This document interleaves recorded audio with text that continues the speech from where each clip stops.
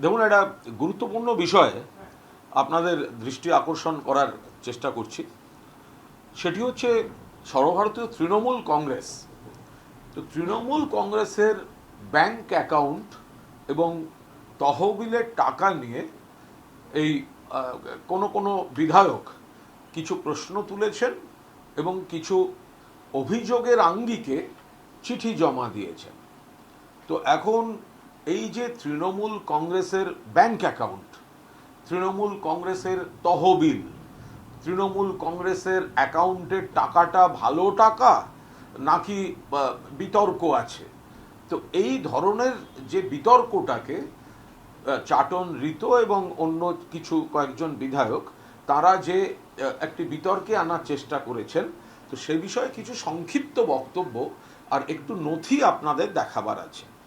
বিষয়টা হচ্ছে এরকম যে তৃণমূল কংগ্রেসের এই যে ব্যাংক অ্যাকাউন্ট বা তৃণমূল কংগ্রেসের টাকা বা তৃণমূল কংগ্রেসের সঞ্চয়, এটা সম্পর্কে আমার খুব একটা ধারণা নেই, এখতিয়ারও নেই। আমি এ নিয়ে খুব একটা আপনাদের আলোকপাতও করতে পারবো না, কারণ আমার কাছে ইনফরমেশন নেই। এটুকু জানি দলটা 1998 সাল থেকে আছে, ফলে দীর্ঘদিনের এত সাংসদ, এত বিধায়ক, এত কর্মীদের রক্ত জল করা, নানাভাবে কেউ চাঁদা দিয়েছেন, কেউ মানে যা যা আছে ওইভাবে করতে করতে করতে তৃণমূলের একটা অডিটেড লিগাল একটা ফান্ড একটা দলে থাকতেই পারে, সেটা অন্য দলেরও আছে, অনেক বেশি আছে। এখন প্রশ্ন হচ্ছে, যারা প্রশ্ন তুললেন অর্থাৎ চাটন ঋত এবং তার সঙ্গে আর যে দু তিনজন প্রশ্ন তুললেন যে এই টাকাটা তৃণমূলের অ্যাকাউন্টে ঠিক টাকা আছে না নেই, তৃণমূলের অ্যাকাউন্টে নজর রাখা হোক, তৃণমূলের অ্যাকাউন্ট। তো এই বিষয়ে আপনাদের শুধু বলবো যে এই চাটন ঋত যে উলুবেড়িয়া পূর্ব থেকে জিতেছেন, তৃণমূল কংগ্রেসের প্রতীকে জিতেছেন, তৃণমূল কংগ্রেসের প্রার্থী হিসেবে জিতেছেন এবং প্রচারে ভিডিও ছেড়েছেন। আমি মমতা বন্দ্যোপাধ্যায়ের প্রার্থী এবং তার সুযোগ্য সেনাপতি অভিষেক বন্দ্যোপাধ্যায়ের আশীর্বাদ ধন্য প্রার্থী, এসব ভিডিও টিডিও তো করেছেন। প্রশ্নটা হচ্ছে, চাটন ঋত চিঠি দিলেন ব্যাংকে তৃণমূল কংগ্রেসের অ্যাকাউন্ট নিয়ে। আমার প্রশ্ন হচ্ছে, যেটা আমি এর আগের দিন প্রশ্ন রেখেছিলাম, তো আমরা যারা বিধানসভায় বা নির্বাচনে দাঁড়িয়ে জিতেছি, আমাদের খরচের একটা হিসেব নির্বাচন কমিশনে জমা দিতে হয়। অর্থাৎ আমরা ভোটে তার একটা গাইডলাইন আছে, এত খরচা করা যায়, এত খরচা করা যায় না আছে। তাতে দেখা যাচ্ছে যে চাটন ঋত তিনি খরচা যেটা করেছেন, তার মূল খরচা হয়েছে ভোটে তার দাবি অনুযায়ী 26,86,036 টাকা, 26,86,036 টাকা গ্র্যান্ড টোটাল। এটা তিনি তার সই করাও আছে। এটা আবার যেন না বলেন যে আমার সই নয়, মানে ওনার সই ইলেকশন কমিশনে।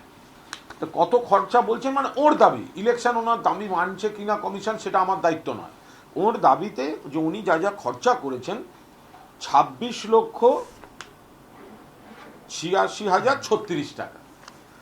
ইন্টারেস্টিংলি ওই 26,86,000 টাকার মধ্যে 25 লক্ষ টাকা তৃণমূলের ওই অ্যাকাউন্টটা থেকে গেছে।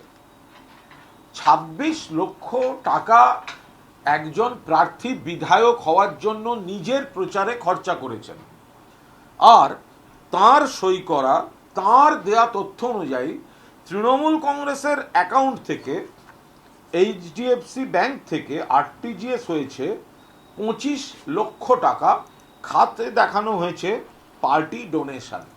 অর্থাৎ চাটন ঋত পার্টির অ্যাকাউন্ট, পার্টির টাকা নিয়ে প্রশ্ন করছে, যে চাটন ঋত শুধুমাত্র পার্টির সিম্বল, পার্টির প্রতীক, পার্টি কর্মীদের রক্তজল দিয়ে নির্বাচন করেছে তা নয়। 26,86,000 টাকা নির্বাচনে এমএলএ হতে যে খরচা করেছে, তার মধ্যে 25 লক্ষ টাকা পার্টির সেই অ্যাকাউন্ট থেকে এসছে, যা নিয়ে সেই লোকটা প্রশ্ন করছে। এটা কি করে হতে পারে?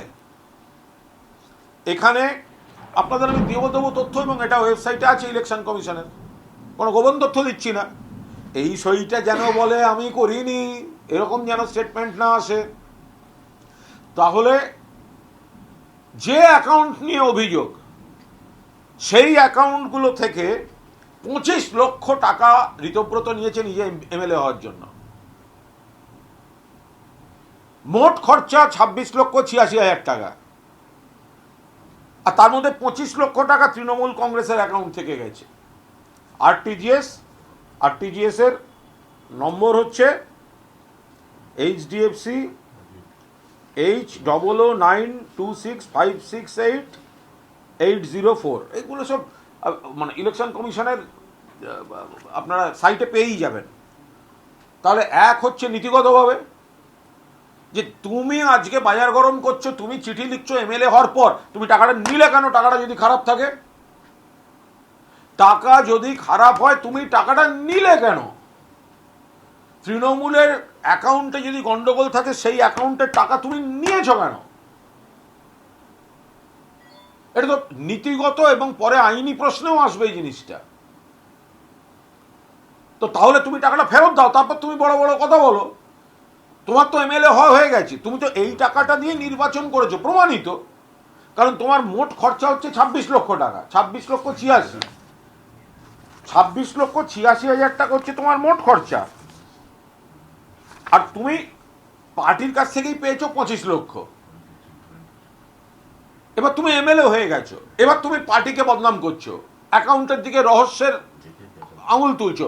অ্যাকাউন্টটা ঠিক না ভুল, আমি কুণাল ঘোষ তা নিয়ে কোনো মন্তব্য করতে যাচ্ছি না, এটা পার্টি বলবে, কারণ এগুলো আমার এখতিয়ারও নয়, আমি জানিও না। বাট যিনি প্রশ্ন করছেন তিনি তো সেই অ্যাকাউন্ট থেকে টাকা নিয়েছেন। দ্বিতীয় আর এক বিপ্লবী সন্দীপন শাহ মোট খরচা করেছেন, তাঁর এফিডেভিটে তাঁর সই করা আছে 27,01,372 টাকা গ্র্যান্ড টোটাল। সন্দীপন সাহা খরচা করেছেন 27,01,370 টাকা নির্বাচনে, এন্টালি। চাটন ঋত হচ্ছে পূর্ব উলুবেড়িয়া, সন্দীপন সাহা এন্টালি। তার মধ্যে 25 লাখ টাকা ওই অ্যাকাউন্ট থেকে এসছে, 25 lakhs। এখানে যেটা রয়েছে কোথা থেকে কে কি খরচা পেয়েছে, তার মধ্যে 25 লাখ টাকা।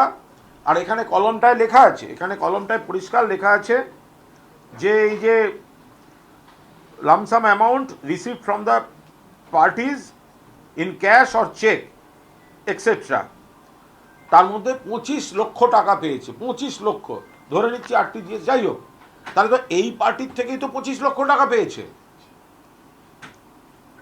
তো তাহলে তোমার খরচা হলো 27 লাখ টাকা, তুমি তার মধ্যে 25 লাখ টাকা এই তৃণমূল কংগ্রেসের ফান্ড থেকে নিয়ে খরচা করলে।